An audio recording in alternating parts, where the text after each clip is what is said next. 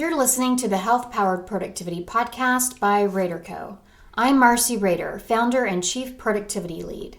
This podcast aims to give you and your team bite-sized, time-saving, focus-boosting, health-improving tips you can implement right away.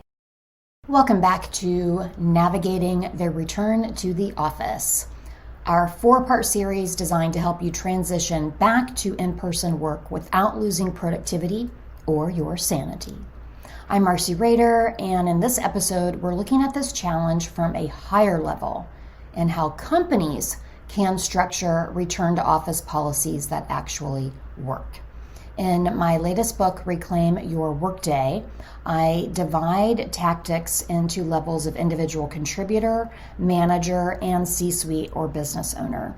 The episode 1 of the series was around individual contributor, episode 2 was around manager, and now we're focusing on the company.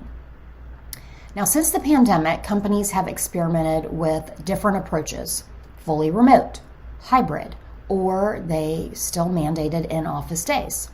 But what's actually working? Which companies are successfully balancing flexibility with productivity, and which ones are driving employees straight to the job boards? Today, I'm going to talk about key mistakes companies are making and the best strategies to create a return to office plan that keeps employees engaged, productive, and happy. All right, big company-wide challenges. First of all, return to office isn't just a logistical shift. It's a cultural shift. Some companies are thriving post-return to office, while others are facing higher turnover, lower engagement, and internal resistance. So let's talk about the most common mistakes. First, mandates without purpose. We all hated growing up when our parents would say, just do it, just because I said so. Well, employees don't like it either.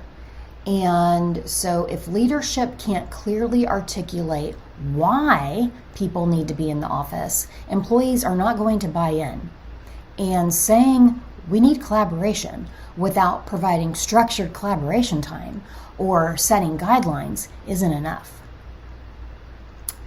Bringing everyone back for Zoom calls.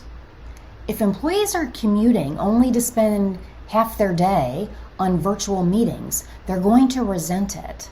The office should be for purposeful, high-value work, not just a different setting for remote calls, and I'll argue a more ineffective setting for remote calls. Lack of flexibility. The 5-day office mandate is outdated. Many successful companies like Citi and Google allow hybrid schedules that balance collaboration with deep work time. And then lastly, favoring in-office workers for promotions. Hybrid and remote employees are 31% less likely to be promoted.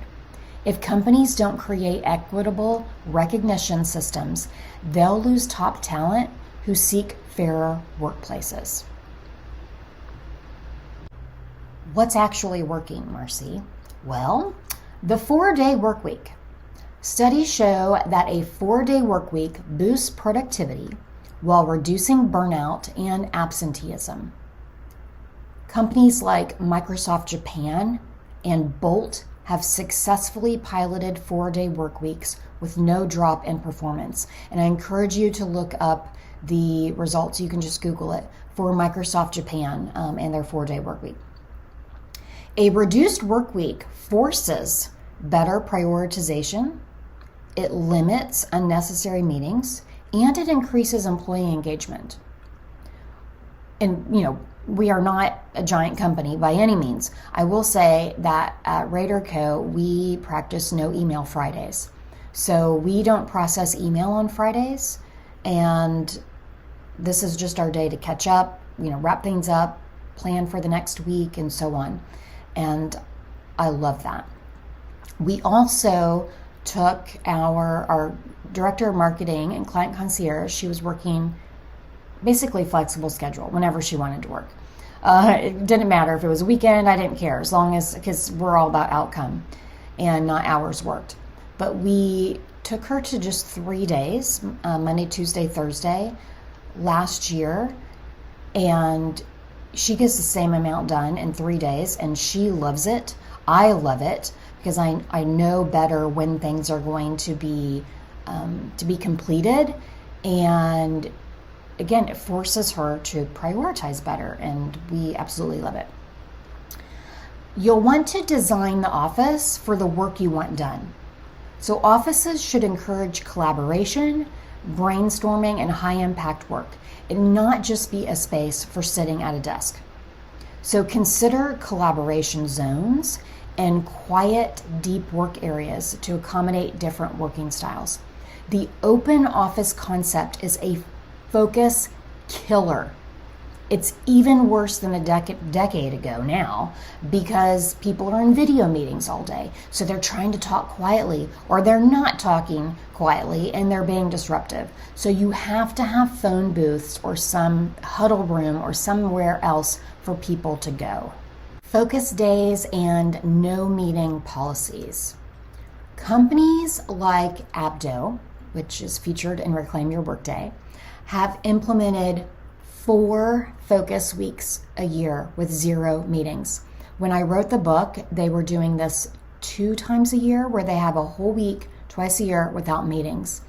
And this allows for deep work, real productivity. People can, really get into a project or an assignment. And after the book was published, I heard from Jana Cinnamon at Abdo, and she said they just approved 4, which I just love it so much. And one interesting thing that I heard from their focus weeks is that some people actually choose to take vacation during their focus weeks, and it's because then they know that they're not missing important meetings. And if a full week feels too ambitious, start with no meeting mornings. If you're if you're all in the same timeline, time zone. Maybe it's you don't have meetings before 9 or something like that. Or you could have focus Fridays to create protected work time.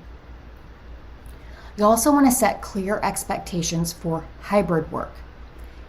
Define which tasks should be done in office and which can be done remotely instead of leaving it ambiguous. Remember, nobody wants to commute in just to sit on virtual calls all day.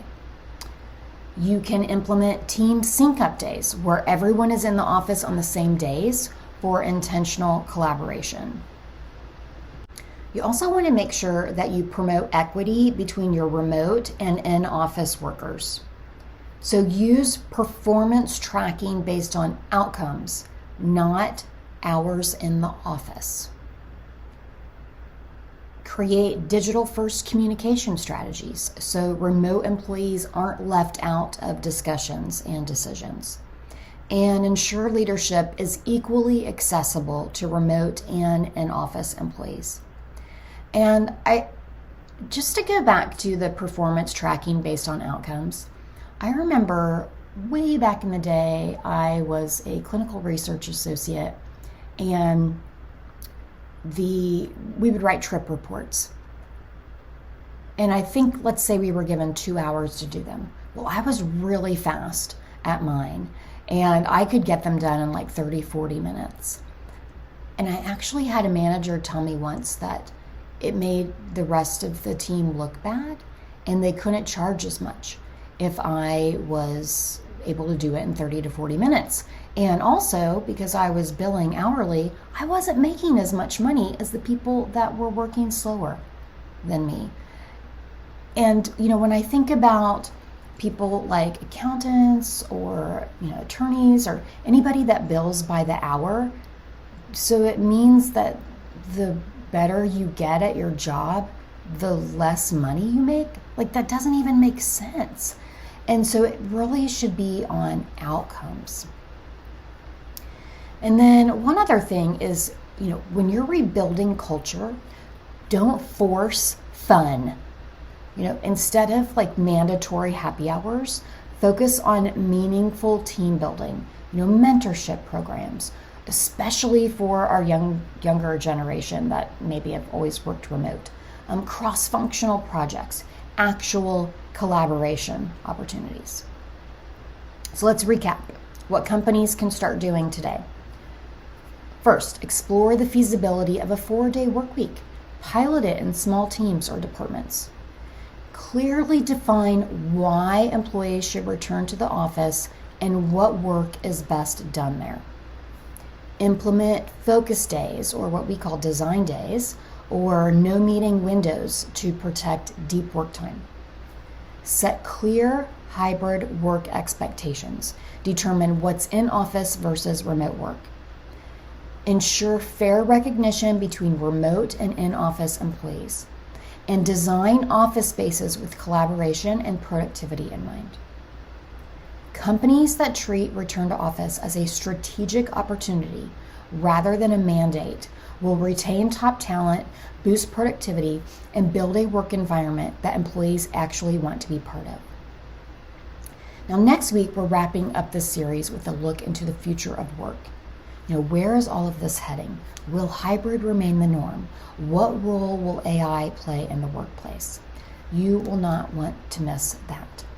And if you're interested in having RadarCo come in and help your company or your team with this shift back to work, reach out. Contact us at helloradarco.com, where we also have case studies with other companies that we've worked with that could help you determine your path. Thanks for listening to the Health Powered Productivity Podcast. If you found value, subscribe, leave a review, and share it with someone who could use a boost. Want to reclaim your time and energy? Grab my book, Reclaim Your Workday, at reclaimyourworkday.com. And for more productivity tips and to work with RadarCo, visit helloradarco.com.